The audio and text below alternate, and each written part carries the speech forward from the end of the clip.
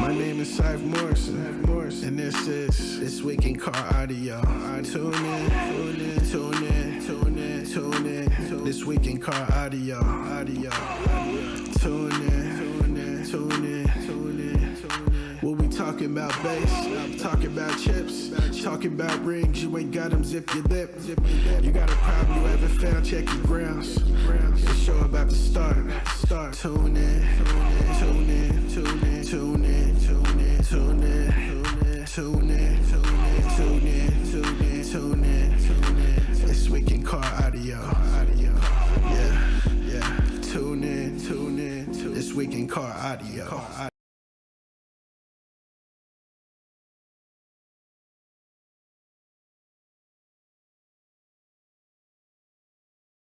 Welcome to This Week in Car Audio with your host, the Judge, Doug Stockton, co-hosted by our buddy, Jeffrey Fernandez. What's up, Jeff? Hey, what's going on? Nothing much, just sharing. You have any shows this weekend? How did things go?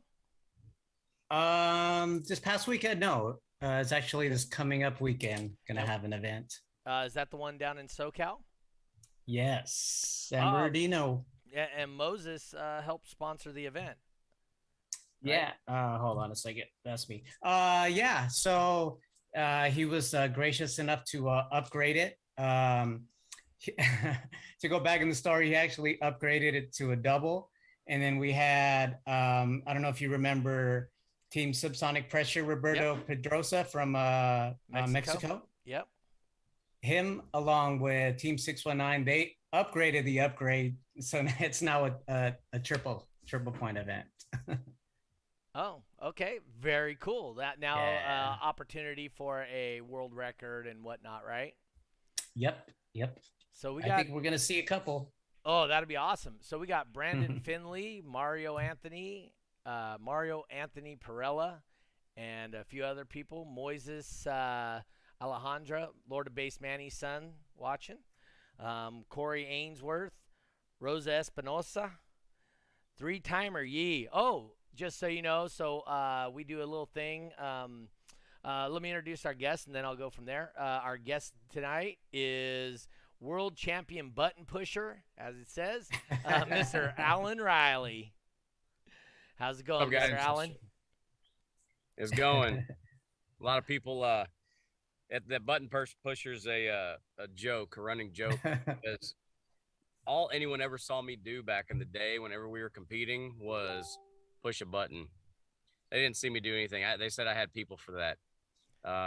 That was not the case, though. There was a lot of work, a lot of hours put in. But Steve Benton actually gave me an award for the best button pusher one point. So, good time. Nice. Times. So I've been called a button pusher also, so it's not that bad. Yeah, they don't want to talk about the notebooks upon notebooks upon notebooks, testing and numbers and all the stuff that none of the other guys wanted to do.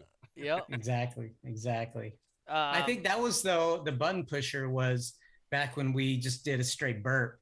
Yeah. You know, I think nowadays you got the rollers now, and so I think we've kind of evolved from the button pusher to the rollers. So did you ever test rolling into it, Alan? Yeah, we did. We still use the button, but we just use the volume knob. We didn't actually have any type of external attenuator. We would just hit the button at, like, let's say we had volume 25, we'd hit it and roll it to 28 or whatever, and we didn't ever see a difference. And I had so many notes on all that stuff that, man, it's I can't even imagine what it'd be going through like that again right now. That's So are those notes for sale up on eBay or something? I'm not sure. I'd have to ask Bobby. I think he's got them stored someplace.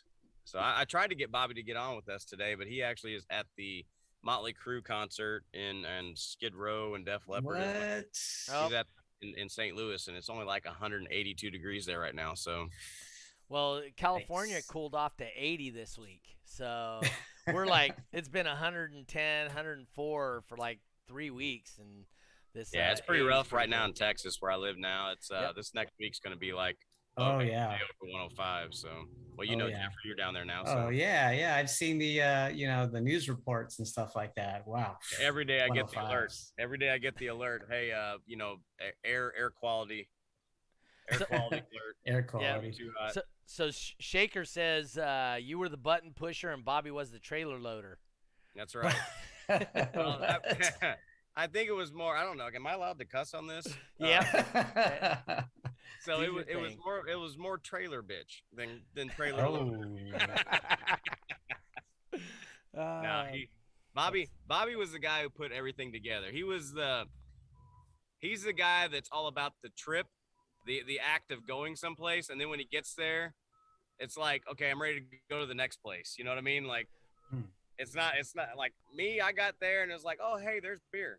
Oh hey, there's more beer. Hey, here are my buddies. I'm gonna go hang out with him, and guess what? Have a beer. So it was, yeah. No, that's. I truly enjoyed all that. Oh, he says okay. Bobby may have been a woofer changer. He was. We all had our parts. We all had. What Yeah. we did. I was always the guy that tested the woofers, checked them, made sure that they were good with continuity. Impedance was right. In between runs, just make sure there was nothing that would electronically fail on the subs. And then Bobby would go through, look at all the amps. I remember seeing him in the back every time. We'd have, I don't know how many people know our history, but so we had the black, we called the Flamer van just because it had the ghost flames on the front. Yeah. And it was, it was an old 40 Econoline van. Well, I don't know. I mean, you want me to just kind of start? Go ahead. So my first contest was in '96, and a lot of people don't know that. But my first contest was actually USAC finals when Wayne had DB drag racing there. That may have been the first DB drag racing event. It was. And I had a Ford Taurus, a maroon Ford Taurus with 9 Rockford. I want to say they were XLC 10s in the trunk, in a sealed box in the trunk. And I had 6 Power 50Ms running them. And I remember I think I got third. Hell, I don't know what place I got. You isobaric loaded them? No, they're all just, it was 3 2-cubic foot boxes, all in one box. But so we had two subs we had 3 subs in a 2-cubic foot box and so on, all one box, but 2 cubes sealed. So 2 cubes for every 3. And sealed and firing directly up. So the box had a slight angle to it, so we could actually get it into the trunk. And then we had the Power 50s on top. I made a board to go on top that we could take off. And anyways, long story short, I went there. I don't even know. It did like 140 something. I have no idea. It's probably on the stats, actually, on the pages. But yeah, we did that. I remember. I think it was Chris Thompson won that class. Right here, Shaker says you got second to Ho problems. Ho problems. Oh, was that Tommy? Not now, not 96. No. Because Ho problems. That's Tommy McKinney. Yeah, that's Tommy. That's KOB there. That's the king of bass. That's right. We'll get him on here shortly. Yeah, you need to get him on here. I love Tommy. I love Shaker. All the guys. There's not very many people I didn't like in what we did, and I felt like whenever we did all that, whenever we were hanging out, that we all competed. But there was one time that I want to say. We beat Tommy because we happened to be in the same class, and we blew some amplifiers up, and he literally went and took amps out of his van to bring to us to put into our truck or into our van, and and so that's what I enjoyed the most about it. It was more winning was fine and all, but it was more the trying to make it as loud as you possibly could. I wanted to see the number. Like I'd just soon see the damn number at the store at the shop when we're building it versus on it shows. Right. Now that being said, there was always a bunch of mental games that we always like to play, and a lot of people don't know. I don't know if Bobby talked about it, but whenever he was on, but we had gray tweed, and I think he brought that up. We had gray tweed and everything. Well, he whenever we were doing that, the gray tweed thing, everybody asked, well, why did you do that? And we're like, well, would we put it in there if it didn't make it louder? So then we started seeing gray tweed pop up in cars and stuff like that. And there was one thing, and Bobby actually did talk about this, is about the ports, right? So we had a big port. It was like a, I don't know, trapezoid shape or whatever. And Doug Iskey actually is the one who came up with this one. I don't know if y'all remember Doug, but Doug helped us on the van a lot too. A lot of guys helped, and he came down from Omaha with it. God, it had to have been 100 pieces of 3-inch PVC pipe that were 8 inches deep, which was the depth of our baffle where the woofer's mounted. And all we did was we wanted to jam them in the port. So you just see this big honeycomb looking thing of PVC in there, just a bunch of round little ports. And then even if it didn't lose a tenth, or even if it did lose a tenth or whatever, we wanted to leave them in there and just see how many people did it, and I enjoyed that part, not showing what we had till the end. That was always fun too, especially whenever we got the meters from Wayne. Wayne sent us the first term lab with the sensors, and he said, here, your guys' vehicle is probably the most violent one out there. So at the time, right? And he's like, I just want you guys to beat the hell out of this. I want you to break this and tell me how, and tell me how you broke it, and that way I can make it better. Just typical R&D guy, right? I mean, Wayne's a geek whenever it comes to that stuff. Well, he's a geek all the time. Yes, he is. We all know him, right? So he whenever he was sending that, I mean, we were taking. I think Bobby put it in the dryer. We had it Put on it in the dryer. The sensors on the end, and we were swinging them around like this and beating them against the walls, and I mean, just seeing, and then putting them in and seeing if it did the same score again. And but the beauty of having that, it actually lent itself to us to be able to make do some mental things. People were like, well, how different is it? Well, here's our numbers. We did 165.7 where we were doing 173 whatever 173.8 on the mics. Now, we didn't tell them we didn't turn all the way up. So it's just a different number, obviously. It's just a different number. Yeah, they asked us what it did, and technically it did do that number, so we did not lie. But anyway, so that was kind of fun. But the competitors are the biggest thing that I missed about the whole thing. I wish we were still in it. Wish we were still doing it, but just life happens, right? Yep. Any chance you guys are both of you or one of you guys are coming to the World Finals this year? Both of us are, and I'm going to be calling around to all of the old school guys that I know, and I'm going to tell them they need to get their ass out there. We've already got our hotel booked. I don't have my flights booked, Airbnb, but I will have my flights booked. Hell, I may even reach out to Fukuda and say, hey, I'll stop by because I live in Dallas, right? I may stop by Houston, pick up the blaster van, and just bring it on up there, and see about that. But now, so yeah, I'm gonna be reaching out. I'm gonna expect a lot of our guys to go. High level Chili from Pure Sound, he's planning on going.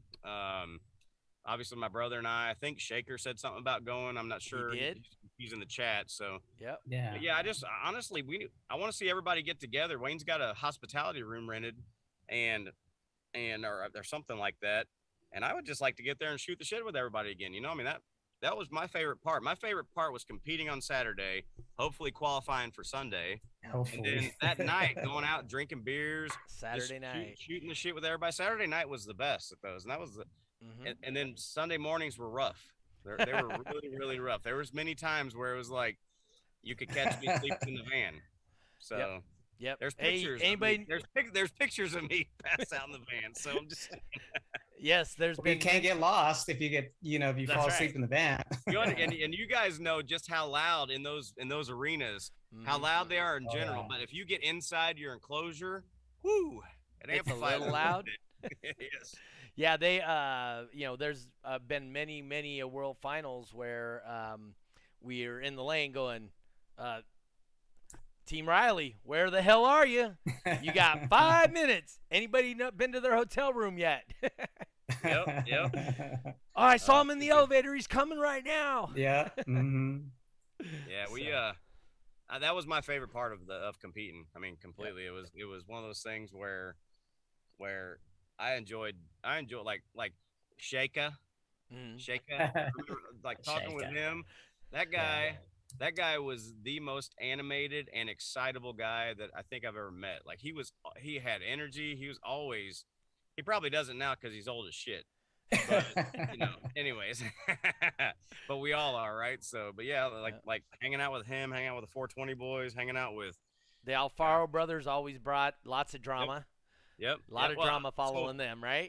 Yeah, exactly right. And so, mad respect for them, and but but Eddie is probably the reason that we got in as far as we did, because whenever we started, Tim Zalade, and you guys go look up his stats. So Tim Zalade, he had a tracker that we built that he came into some money, and he's like, "Hey, I want to put a system in there." He's like, "I'm thinking 312s, a couple amps." Okay, no problem. 16 tens and 16 amplifiers later, he has he has a tracker with the most audio gear I've ever seen in it. Wow. And it was still a soft top and everything. Um, and so he competed, and then I'm like, you know what? I want to I want to do something with the van. So we did something with this van. Took it up to Illinois, Love Park. There was a triple pointer up there, and we went up there.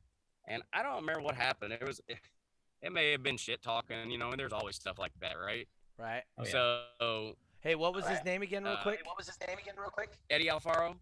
Oh, but what did they That's compete under? David's older brother. David's older brother. Yeah, so I'm just gonna go Alfaro. I think he had like a Ford. Didn't they have a Ford EXP? It was EXP or No, something? no. That was David, I think. No. Okay. He ended up with the CRX, but no, Right. Eddie had a caravan. He had a shocker setup. He had the individual 15s with the slot ports, like 8 different boxes or 9 or whatever it was. And like I said, there may have been some shit talking or something, because we showed up with the van, and it was all Rockford, and honestly, Rockford subs at that time were pretty crappy. And That was before Team amplifiers Rockford. were pretty solid. Like you almost couldn't beat their amps at the time. But the subs, they weren't great.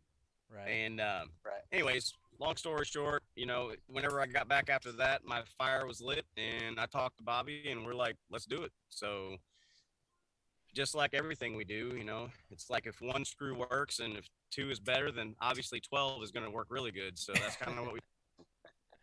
So I see an Alfaro, Albert Alfaro, Alex, Brian, Michael, Nair, Octavio, Ruben, and then David. But only David was the only death match. Yeah, this at the end of this one, I think that's where it started. So this was the first Super Street death match that they did, and we were one of the loudest there, so we entered it. And of course, again, we had the Rockford subs at that time, not the they were the Power HX2s, not the actual TMRFs, because they weren't made yet. Teams, yeah. And so whenever we did that, hang on a sec here. Can you guys? Am I cutting out, guys? You're a little choppy. And then I hear a delay. Yeah. So. All right, give me just a sec here. Okay. So I think it's because I'm outside. Okay. And I think the heat is getting to this. So. Okay. Hey, put me on. I'm gonna go on mute, guys, and you all talk for a second. I'm gonna go back inside, and that way you don't have to watch me walk.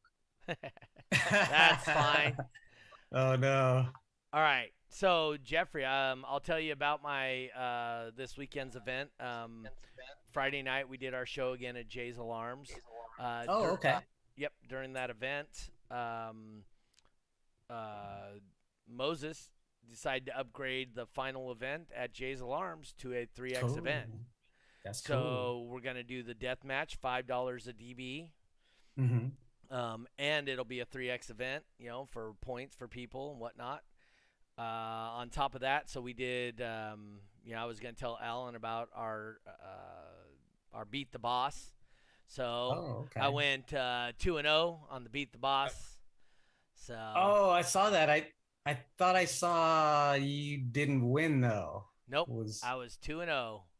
Oh, okay. I could have swore you were giving some money to a guy because he ended up winning. Maybe it was Top Dog. It was his change. Yeah. Oh, it was change. Oh, okay. Yeah. He gave me a 20, so I gave him back 10. I was like, Doug, not win or? Yeah. Oh, I will tell you, Rosita, she was in here. Oh yeah, there she goes. She just posted. Oh, there she is. And she Rosa says the last show is going to be a big show, customer service appreciation event. Oh, he's buying tacos for everybody. They're going to have an after party.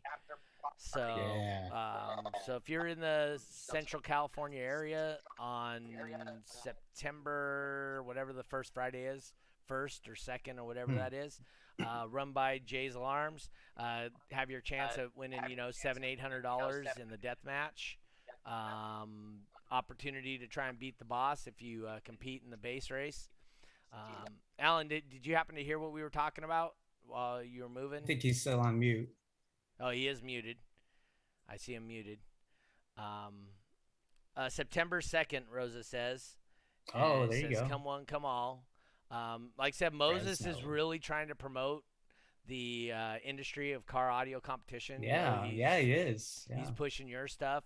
He actually helped upgrade. He upgraded the Reno event to a 2X, and then the Reno guys upgraded it to a 3X. Yeah. So same thing that you have going on down there in Southern California. We moved our event from having it, what day is it? It was the 9th. So I had an event in Sacramento on the 9th. We moved ours to the 16th. Now we're not conflicting with you guys at all. Mel says July 9th is going down in Texas. I'm excited. 16th. Yeah. 16th. There you go, Mel. I think Mel. you can come on the 9th, but it's going to be not going to be a lot of people there. Yeah. So it's going to be on the 16th, and that kind of the same thing happened. So it was a single point event, and we had we got it upgraded thanks to Brobox, who upgraded the event to 3X. So yeah. Oh, did we lose Alan? Lost Alan. Hold on. I'm gonna switch over to our 2-person and till Alan comes back on. And then when he comes back in, I'm sure he's reconnecting, or his computer may have overheated. Yeah, it's hot in Texas right now. It's going to get even hotter this next week. Oh, is it? California is cooling off. So when you come here this weekend, it's only supposed to be 80 degrees. Exactly. So luckily it's heating up while I'm heading back west. So. Yeah. Another thing we are working towards also is we're going to get Stefan on. He has his shop down in up in Sacramento area. He just opened a brand new shop. He's been a competitor. He used to be the vice president or the what's it called, the treasurer for Team Send It. And so he left Team Send It and he actually started his own stereo shop. Didn't leave on bad terms or anything like that. Yeah. What was the name of his stereo shop? Let me pull that up for you real quick. It was on Facebook. He just announced it.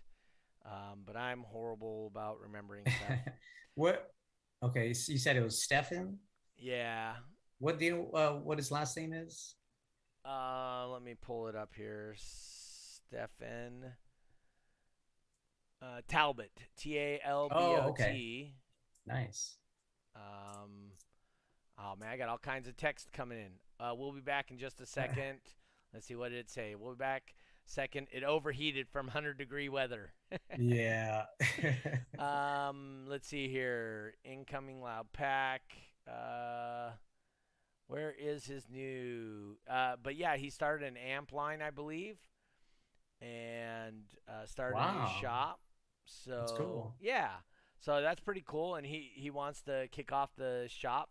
He made a post, and there's Alan back. Let's see if we get him back here. Anyway, so he started his shop, and he's gonna do a DB drag show. So that's all cool. Yeah. All right, Alan, we seem to have you back. How's that? All right. Yeah, I had the bright idea to go outside. Dude, that is so much better on your audio. Oh, good. Sorry about that. I was outside because my family was inside, and I was like, I don't want to bug them. They don't want to hear about. Now kick them out. They don't want to hear about my birthday, so I just kicked them out. I got my 80 or 70 dad out in the 100-degree heat out there now. See, that's how good of a son I am. So anyway, sorry about that, guys. No problem.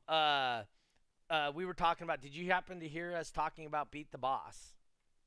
I did not. Oh, okay. So at my events, I do a thing called Beat the Boss. You're familiar with the base race, right? Yep.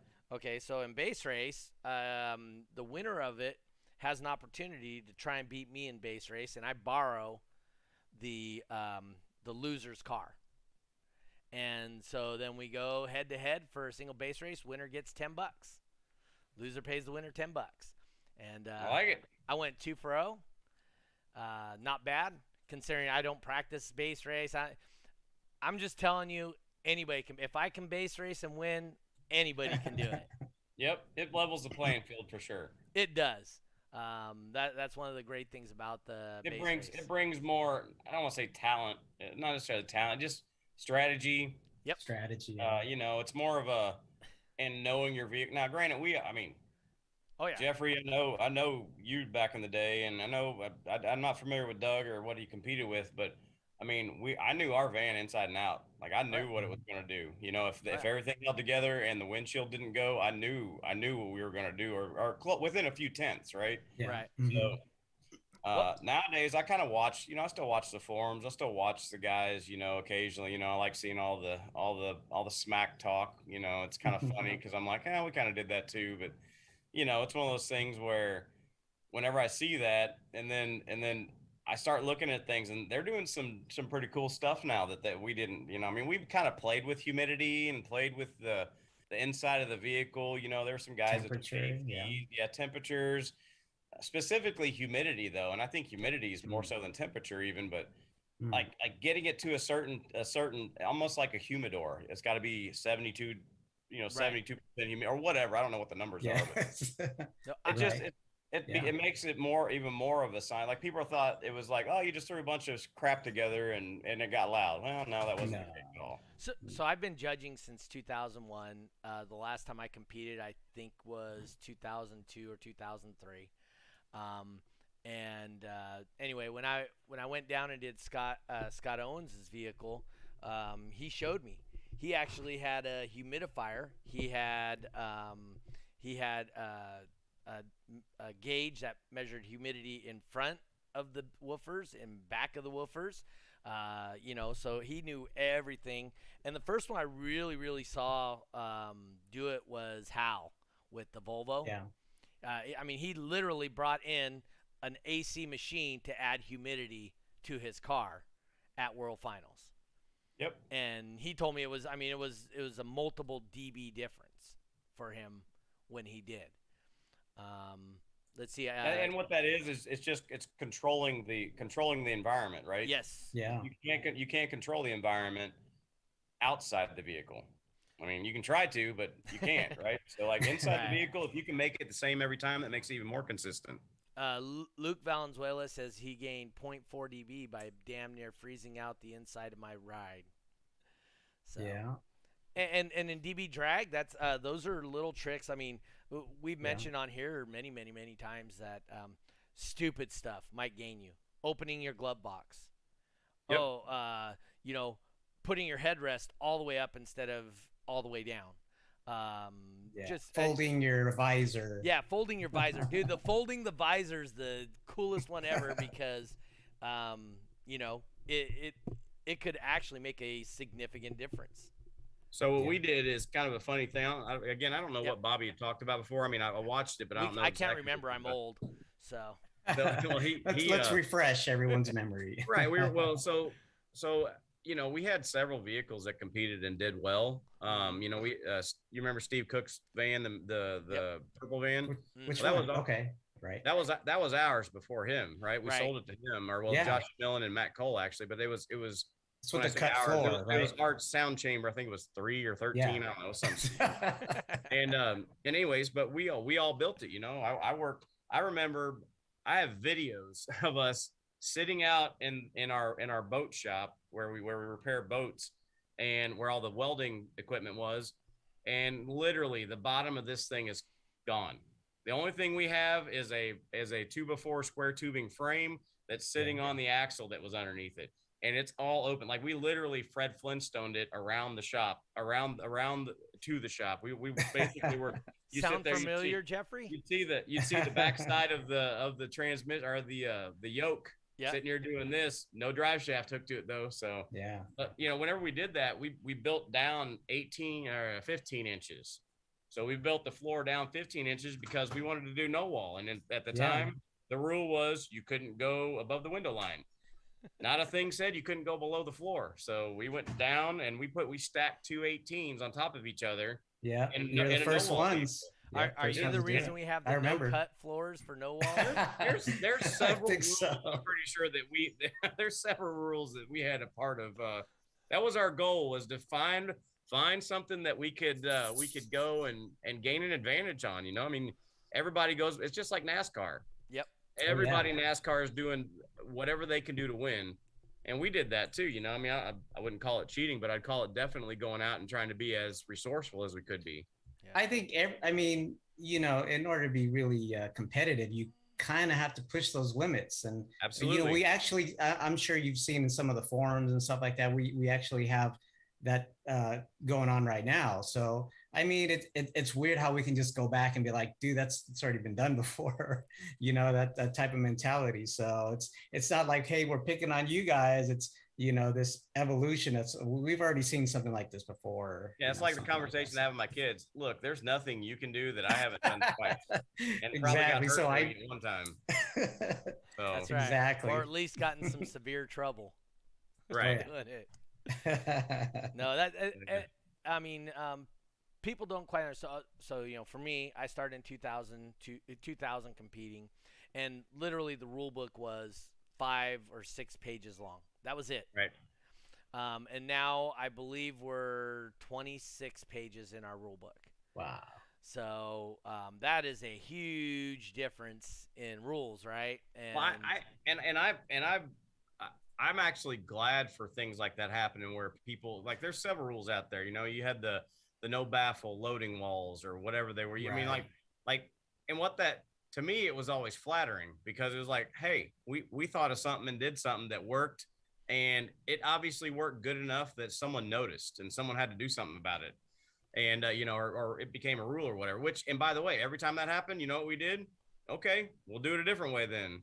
Yeah. And right. You know, that's what we did. And so that's the attitude to have about that. So. Yeah. I mean, you know, people get pissed and stuff, and then like, oh, they're targeting me out. Well, they should be flattered that they're targeting them, because that's exactly, and that's what I enjoyed the most, was like, all right, now it gives me a reason to rebuild. We don't target the guy in the middle of the pack. Nope. Right. Nope. The guy at the top, the gal at the top, they have the target on them all the time. Yep. And we had a target on us for, well, we had the loudest street legal vehicle from 2000. I'd have to look. I think it's 2001 to 2004. Mm-hmm. I think that's what it was, or somewhere around in there. Maybe 2002 to 2004. It was something around in there like that. And who did we just have on 2 weeks ago? Gorman Cassidy. Gorman with the loudest ever super street vehicle. Yeah. I saw that. Yeah, that's good stuff. Yeah, that was pretty Evolution. awesome. And what's crazy is after we stopped competing, we being my brother and I, after we stopped competing, you know, we went to a few finals after that just to hang out with everyone. You probably saw me on a scooter, you know, riding around, or on a, you know, we tried to take Muhammad Ali out in Louisville one time with the scooter. So, hold real quick. Okay, hold on. Don't get Doug started. Dude, this is my most favorite story ever about a DB Drag Finals. So, were you there? Who was the one that was taking picture with Muhammad Ali, like faking like he was punching him? Do you remember who that was? I don't, because I might have had a few beers in me. Because it was late. It was super late. It was like 2 in the morning when he pulled in. Yeah, it was like 2 or 3 in the morning. Yeah, it was ridiculously late. Dude, that's my favorite story of all time. Dude, I don't get and the whole place, everybody that was there in that big dome or whatever it was in that hotel. Just the little lobby there. They started cheering, you know, champ or something like that, or he's the champ, or it was badass. It was cool. No, it was hella cool, and he took his time going through it, and then his wife eventually just said, hey, you know, he's actually got to go to bed. We got to take him to bed. Yep. But no, I that's like when I said that's one of my greatest memories from a World Finals. I don't get you know, like fangirl. Yeah, I don't go fangirl very often, like on celebrities or any of that. You know, I met Willie Mays in person. Yeah, I met some high-end. Earl Campbell was one of my favorite football players of all time. Met him in person. I met a lot of people. Joe Montana, Jerry Rice. I met all these people. And don't get fangirl, but dude, when Muhammad Ali was there, dude, I was like, dude, it's him. It's him. Yeah. Who? Like who? No, it's him. It's him, the gray one. And they're like, who? What are you talking about? And I couldn't even get it out who he was. It was like, awesome. Dude, yeah, Yep. that was a great That time. was, like I said, we went to a couple finals afterwards, and to be honest, I was kind of disappointed because it seemed like a lot of us got out about the same time, but the scores really didn't rise that much right after that. Nope. Like I fully expected people to eclipse our numbers like in the next year, and it was like several years before that happened, and I'm sitting there, I'm like, so I don't know if it was just a different mindset or if it was a different work ethic. I have no idea, but I totally expected us to be, down the pipe after that. And so that's very similar. Jeffrey set his record 64.8. Jeffrey, is that what it was? I think it was 64 and some change. Yeah, it's like 64.8, and he. But yeah, it took them years for them to. Yeah, it took him like 5-6 record. years to finally beat that, or 8 years or something. I mean, it was a long time, and right, and they weren't even up where he was. That was kind of shocking to me because we all know that the gear gets better. Oh, and yeah. The quality gets better. I mean, just bigger, louder, better. And I was just astonished that it took so long, but then when it happened, it's like, oh, hey, everybody. And it's like, I saw Gorman score just because I frequent all the forums just because I want to see how good people are doing. And mostly to see who's talking crap on who, because I think that's funny. That's right. And anyway, so I saw that. I was like, holy crap. I mean, that's crazy. Oh, yeah. No, I mean, I'm sure he's cheating. Obviously. I mean, look, that's me stirring the pot. Stirring the pot. Stirring the pot. And you got Dan in No Walls doing 73. Ooh, it's nuts. It's nuts. That's Dan Horner, right? Yeah. 73-1. Yeah, Is that what he ended up doing? Yeah, we used to give Dan a lot of shit back in the day. He was down in Spring Break National or Spring Break Jam in 2001, I think it was, or 2000. Down in that's the one in Texas, right? Yeah, the one out at South Padre. South Padre. Oh, that's not the Texas Heat Wave one? No. This was the one they did in like early March, like right before Daytona, or okay. I think it was right before then. And Dan was down there one time. I like Dan a lot, but we gave him a shit. Him and those boys from up in Minnesota, we all hung out up at that Love Park show, I think it was. But anyways, it's again camaraderie. Camaraderie thing is really big, and met a lot of cool people. A lot of people that have also influenced me outside of that. Like that's help out. Like Doug Gieske's one of them. He owns jerky.com now. I'd have never thought that he'd be in that position, right? And making jerky for a living. And he's one of the smartest guys that I've ever met, like just in general. And he makes beef jerky. Yep.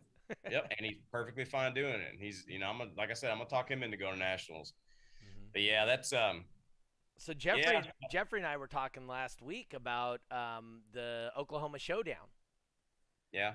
I mean, that was a good time too. Yeah. I mean, because that's the show that Benton threw, and it was like Monday through Friday, right, or something like that. Yeah, the last week of finals, and then culminated in a 3X. And the thing is all the same group of guys would get hotels, and they travel across to Oklahoma together. Yep. And go to shows every single day together and party together for a whole week. Yep. Compete together and then party together. Yep. Were you one of those guys, Alan? No. No? Oh, okay. We may have. I think that was actually after us. I think it was. I think that may have been like mid 2000s. Okay. I wanted to ask about the blue popcorn they would always talk about. I don't know if you heard, but there was this like inside joke about blue popcorn. I don't. Never mind. No, I'm sure somebody's watching will probably mention it. Yeah, no, I've got no idea on that. Yeah. So what was do you have a memory that sticks out greater than any others for World Finals or? Yes. And so what would that be? So my brother and I, we didn't get along very well. I mean, I know he's 7 years older than me. And I felt that the vehicle, working on the vehicle was equally as hard. Now so I work for Citibank. It's my primary job now, and it has been for 25 years now, or 24. So we have a family store, right? And that's where we got into car audio, art appliance, and furniture. And my brother was real big into car audio. He was more on the sound quality side. I didn't give a crap about how it sounded. As far as, I mean, I wanted to sound good, but it wasn't like I was the guy going, hey, that cymbal should sound like it's over here somewhere, because I didn't give a crap. I wanted bass because, as bad as it sounds at that age, being a teenager, you have a car, you have a loud stereo, you can go out and get the girls. That was all. I mean, as crass as that is, that's all it was about at that time, right? And I mean, that's how I got my wife. So anyway, and she's still there. So anyways, it's one of those things where, my brother and I, we didn't really get along good. Like, there was points whenever we were building the van where I literally would, if I suggested we try something, it would be an immediate no. And so me being me, I always find ways to get stuff done that I want to get done. So I call up Doug Iskey again, like, hey, Doug, can you tell Bobby that you think we should try this? Because I know if I bring it up, he's going to say no. and that's how I got stuff done. Like I said, I didn't care if it was for me or not. I just wanted to try it because, if it was something big, right? If it was something big that was going to cost some money and we had to kind of invest in it, But my favorite memory was IASCA finals of 2000. I think it was the first show that we brought the van out after we rebuilt it. So we rebuilt the van to where it was, where it had the 36 BD 1500s, 915s. They were the Team RF 15s for the first time, and we came out and we did like a 173 or something like that. And like literally, and you can ask Shaker if he's still in the chat, he can tell you, because he came up to me right after we hit it, and he said, "Oh my God, the effing ground shook." And he, just like that, how excited Shaker, like he was like, I can't believe it. And right after that, Bobby came around because I was at the podium, and we both just big old hug. I mean, big old hug. And that brought tears to my eyes because we never did that, right? So wow. So it was that was, a lot of people think it was this a very close second was when we tied Scotty Johnson, because in my mind, and not because it's me and my brother, but that's the best run that was in DB drag like ever. That was, you had the two loudest street level or super street cars tie in the finals for the W, and then 5 minutes to go fix everything and run again. And I remember it vividly because Bobby was going over to check to see if he could help Scotty out. Like we knew our equipment was good. Like we didn't blow anything because we tested it right after we ran. We tied it like 17 or 167.4 or whatever it was. And we knew ours was good because we checked everything real quick, did our normal checks. Everybody had their job. We looked, it was all good. So then we tried to go over and help Scotty and them. He had a whole crew helping, but I remember Tor, and you can actually see it on the video. DQ. Tor, Tor actually is pushing my brother and says, "Get back over in the lane. You all got to run again," because we were running up on the 5 minutes. And and so anyway, that was awesome. And Scotty Johnson, I love competing against him. He was fun. And he was never pissed. He didn't ever have an attitude. And that's, anyways, that's a close second. But the biggest thing was that, and I think that kind of formed the relationship where we got along better, and me not working with him day in, day out helped a ton. So everybody who works in family business knows exactly what I'm talking about. Oh yeah. No, that's awesome. I mean, that's some of the stories we like to talk. Like I said, I like to tell people this show's more than just about the car audio. It's the stuff that happens around the car audio. This is a community, and I mean, obviously you're talking about with your family, your actual family, but you end up growing friends that are family-like friends, and you have these memories that are cherished, and you create memories that you'll never forget, and moments that just they're going to be there forever. And that's why I encourage like our guys on the West Coast. We're only having a single World Finals, obviously, as you know, this year, and I keep trying to explain to these guys, you got to get the money and go. I know gas sucks and I know all that, but I mean, in my mind, and I know it had to happen, but in my mind, the splitting of the World Finals up sucked. It was from a competition perspective, and it was almost like you take CES, like Consumer Electronics Show out in Vegas, and be like, you know what, we're going to have it in 8 different places. Well, it's a place to gather, a place to meet up. It's exactly why I'm going this year with my brother out to see everyone. It's the 25th anniversary. I'm like, I was part of that, so I want to be involved with it again. So we're going to go out there. We're going to hang out. I don't drink beer anymore, so I won't be able to have beers with you guys, but I may have a cocktail or two, but I ain't gonna, but seriously, it's just to go and BS and have a good time with everyone, and see the cars. That's fine. I mean, honestly, it's I'll look at them and be like, wow, I wish I'd have thought of that, but at the end of the day, I want to go and see everyone. I want to go talk to everyone. And I want everyone to hopefully see that Bobby and I are going and Chili's going or whoever else is going. And then they make their decision and go, you know what? I'm going to go. Yep. If we can get 40, 50 guys out there, gals out there that used to compete, that'd be awesome. Yes, it would. I can't explain to people the difference in having one location versus multiple. I mean, I can explain it, but until you're actually there, you won't understand it. As I've mentioned on this show, my intention is to make a suggestion to Wayne that we have a total of a 3-year cycle where we're every 3rd year we go to a single location, 2 years satellite, because I think that offers the best of both worlds for people that can't really make that huge sacrifice and losing a week worth of work. Because anybody from the East Coast, that say we have it in Vegas, right? So anybody that has to drive to Vegas, they're going to lose. If they're coming from Florida, they just lost a week's pay. Yep. So that's and I get it, and that's real world too. I mean, there's no money in this, right? I mean, this isn't it's not a thing where you're going to make money at it at all. And, correct. I mean, unless you evolve into a career in it, but I mean, like which so many people have, right? I mean, you got Scotty Johnson, Scotty Owens, the Nick with Incriminator, all that stuff. These guys at DC, Rusty, we had Rusty on last week. Started as a DB drag, as a love, and now he owns, one of the larger subwoofer companies out there. Yep. Yeah. So another thing, this may make you all happy, or well, I'm not happy, but just in general. So here lately, so my wife was diagnosed with leukemia back in 2020. A lot of you guys probably already know that, and that was right whenever COVID started. And she's doing great now. She had her bone marrow transplant. Be 2 years this Friday that she's had her transplant and been essentially cured.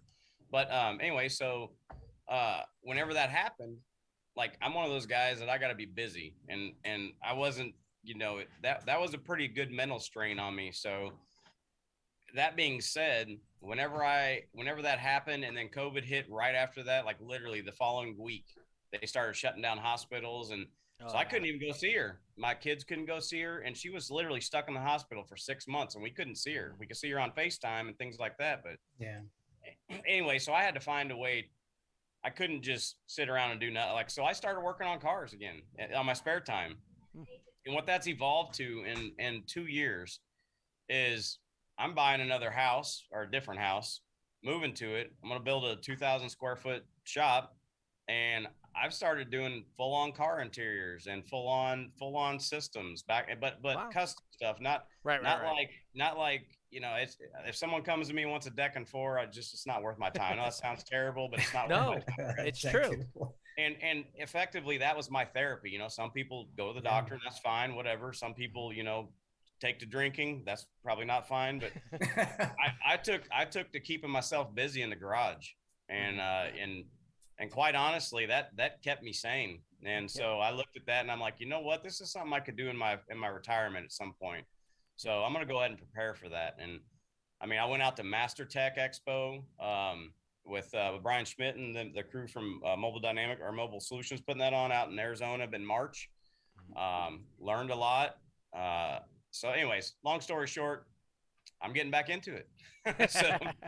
And I'm targeting old cars. I want guys with old cars that, and quite honestly, that have money to throw at it. Cause I don't want to dicker around, and be like, oh, well, how about this? And no, just give me a budget, please. And I'll just stay within it. Yeah. No, I get people asking me to build them systems. Like, oh yeah, you're oh yeah. Can you build, you know what? You won't like my price. I started $3,500, and that's for a plain box, sealed box. That's how much I don't want to do a simple box. Yeah, that's exactly Same. the same here. It's like I'm finishing up a 70 El Camino right now. That the guy's like, hey, just don't go over $5,000. And whenever I'm working on nights and weekends, it takes longer, obviously, but it's one of those things where I'm finding that I'm way better than I thought I was. You know what I mean? Like, I know that sounds weird, but like, I always questioned if I could do that kind of custom work. I mean, I knew I could make them loud. I knew I could do that, but it's like, can I make them look good? And can I, Right. and they are, and sound good, and so. I would encourage you to either reach out to Bobby Gately or kind of follow some of his stuff he does. If you look over like the last 10 years, Gately's just evolved into another level of install. You can go to his shop and he will do a deck and two for you, but you aren't going to like the price. Right, but, exactly. He makes it worth his time. Yes. And it's like a doctor's time. Yep. And really, when you take a vehicle to Bobby, you don't tell him what you want in general. Yeah. You say, give him the dollar amount. I can't right. go over this. Exactly. And here's high level what I'd like. Exactly. And then artistic freedom after that. Yep, and that's 100% how Bobby's shop is. And you look at some of his stuff, and he's done a great job. Eventually you'll all see some pictures from me out there. I just haven't done it yet, quite honestly, because I'm afraid what may happen when I start putting pictures out there. I don't have the time to do it, and I don't want to help people know and stuff like that. Well, so and then you got your bowling, so yeah, and then I bowl a lot. There's never a dull moment over here. I'm always doing something. Yep. So what you were talking about, referring to, we call that on this show, a lot of people, we call that base head therapy.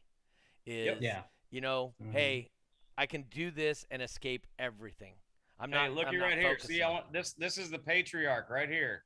This is Bob Riley. This is my father.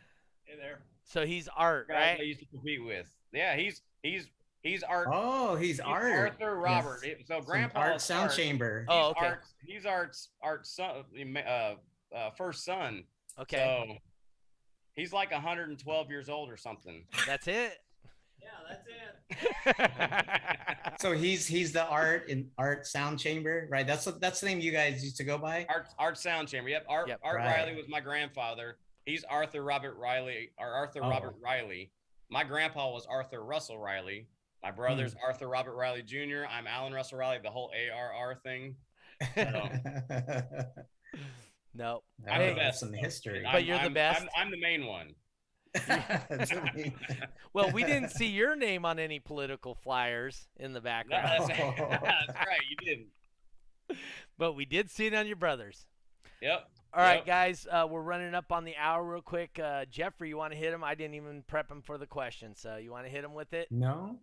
Okay. Hey, Alan, so this is a question we asked all of our guests. Is basically we want to know your definition of a bass head. My definition of a bass head would be from back whenever I was, again, young and wanted a car, wanted a loud stereo.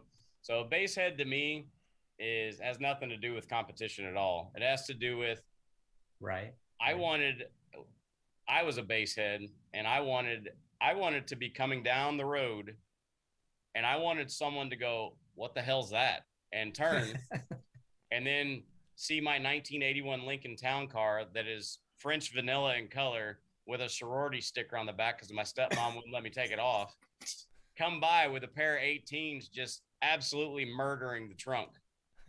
And so in my mind, a bass head is someone who wants that and wants to pollute with noise. And I wanted to pollute. I wanted noise pollution. I mean, I was that guy.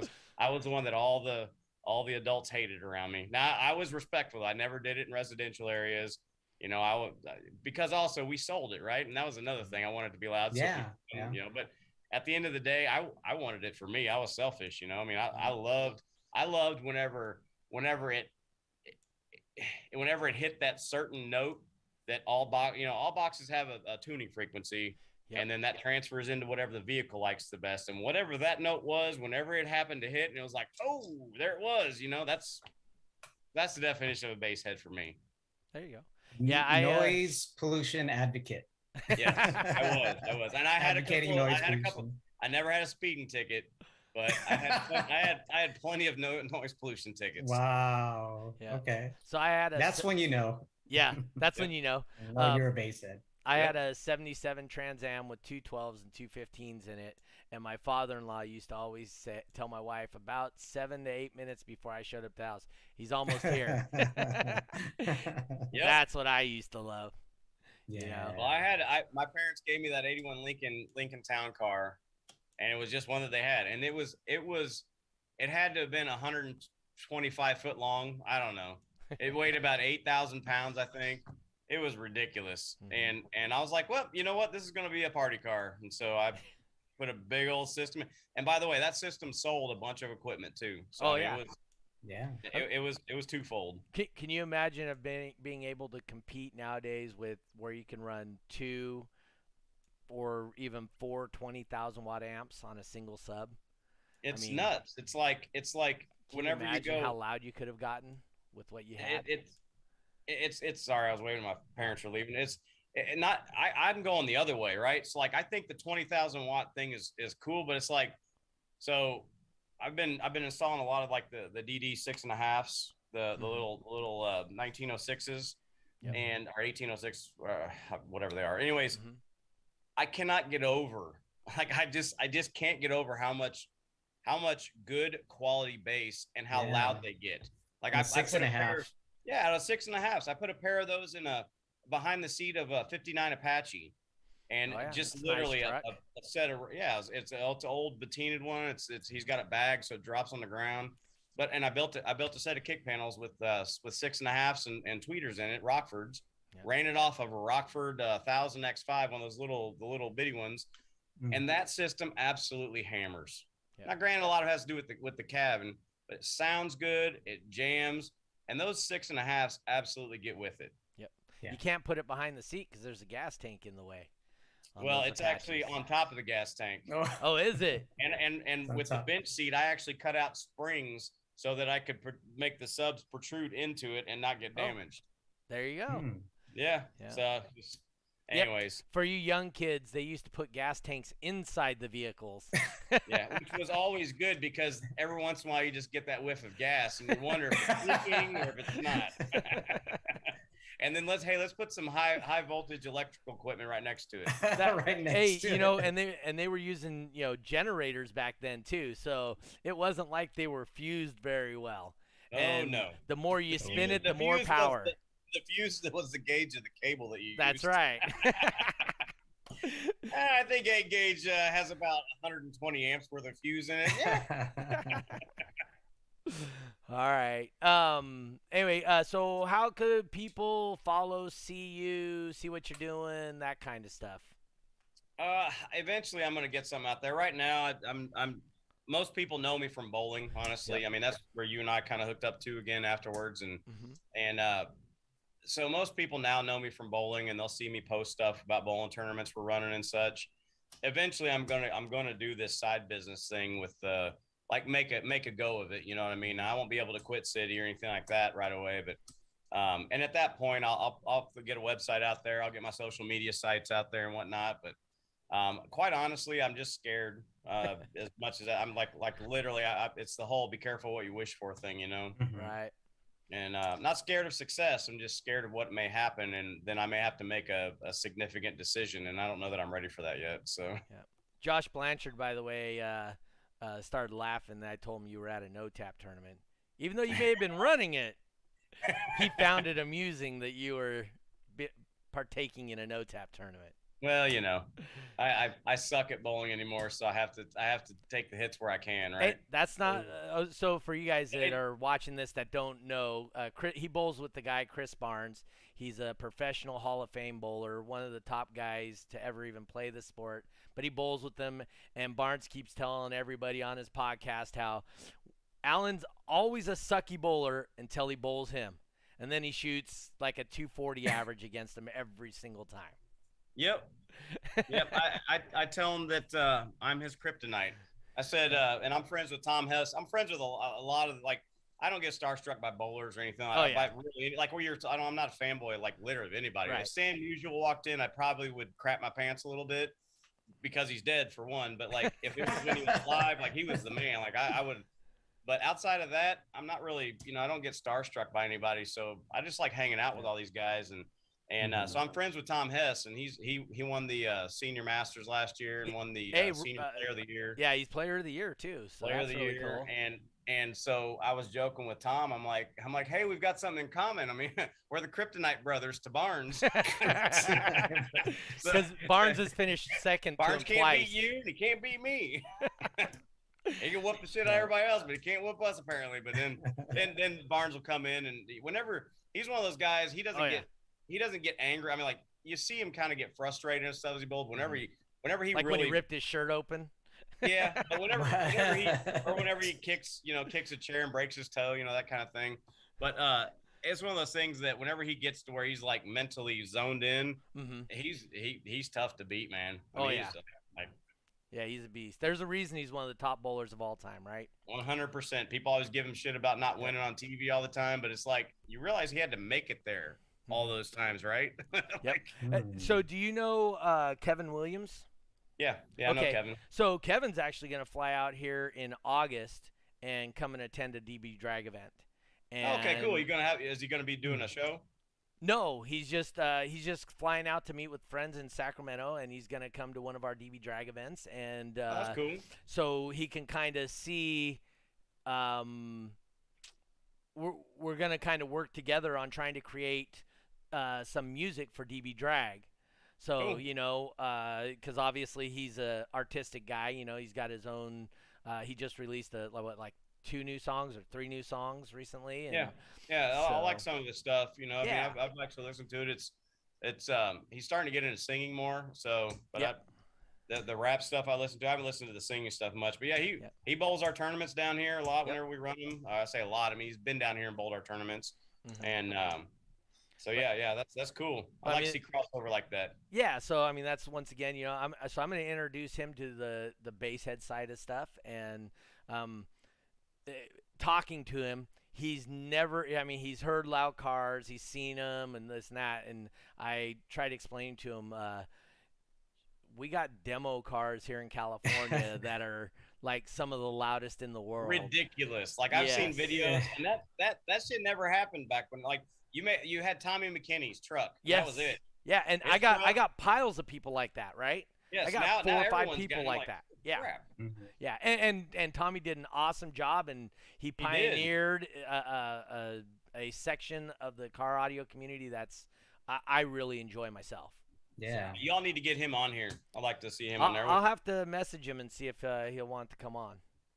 So he'd be a good one. I mean, he's got so much interesting information and great time. Yeah, he could tell you about our nights in Kansas and Lawrence, Kansas. Just ask him.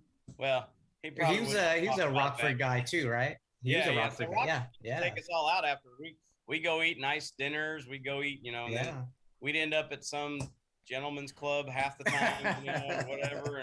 And you guys started the trend. Jeffrey's a fan of them gentleman clubs. Yeah, I think couple of companies did that for us back in the day, and that was the thing to do back in the day, man. Yeah. And that started way back in the 90s too. I don't think it was us. I think it was before us. But yeah. No, good times. All right, Jeffrey, what do you got going on, son? This Saturday, actually tomorrow, I'm going to make this road trip down to California. We're going to do an event in San Bernardino. That's SoCal. It's probably about 60 miles east of LA, just to let you guys know where it is. It's going to be a triple point event brought to you by Gorilla Hertz, as well as Greg Marmolejo. We got it upgraded to a triple Team Space for bass. That's Moses Martinez, as well as Team Subsonic Pressure, Roberto Pedrosa down there, putting in on the multi-time world record holder, and world champion as well, and Team 619, all putting in their money to help put on this 3X event going on in SoCal this Saturday. Cool. And then afterwards, you'll be back in Texas. So Yes, the And by following the way, weekend I'll I'm be gonna- back in Jeffrey, Texas. I'm going to try to get down there to one of y'all shows. Hey, So you know, we're expecting you every show. I'm gonna bring one of these cars, if it's at Apache or whatever, and I'm just gonna bring it down. I have no idea what it's gonna do, but I'll bring it down and we'll put it on the mic. How's that? Yeah, let's do. you go. You know, those Texas guys really know how to party too, so I'm pretty They sure do. you're gonna be welcomed with open arms. They do. And I'm literally, if everybody knew, I'm literally 15 minutes from Jeffrey over there. yeah, I'm in Highland it's a Village. tough drive. Really, it actually is. It's like I keep meaning to go there, but then I've got these cars I'm doing. I'm like, I can't in good conscience take a day and go do that whenever, Right. And for me, so I'm gonna take this weekend off. My wife is hosting my daughter's bridal shower, so we'll be in Dallas in October. So it is the week after World Finals. So I'm gonna go Vegas for a bowling tournament. So World Finals, then Vegas for a bowling tournament. Then the week after that, I'll be in Dallas for my daughter's wedding. She wants to go bowling for just like a party thing. She hates bowling, but she wants me to go bowling when we're out there. So we're going to do a little bowling in Dallas somewhere. And I know a guy. Yeah, you know a guy. Oh, there I you know go. many. So I'll be there. But as far as I got going on, so this weekend I got to have off to do stuff with my daughter. She lives in Wichita, Kansas. So I like to drive out there and make fun of their bowlers. Yeah, because they're terrible. They're horrible. They really? Awful. No. Awful bowlers in So Wichita, Kansas. Wichita State is the top place in the world to go to bowling college. Yep. So. Oh wow. Okay. Yeah. One of the guys we back on tour, AJ Chapman. He's from there, and Packy and freaking Packy, Lavoie and dude, Mitch Hoope. Yes, unbelievable. Yeah. Oh, my wife's texting me. I actually have to be at the bowling alley here in 20 minutes. So with that being said, hey guys, great show tonight. I really appreciate you. I hope you guys had a good time too. Alan. Appreciate the talk, guys. Yeah, thanks for having me on. I appreciate it. Alan's always good. You guys will see Alan, Jeffrey, and myself at World Finals or at your local show. So come on out and do it. Once again, we'll be back again next week at 5:30 p.m. back at our regular time on Monday night because it's not a holiday next Monday night.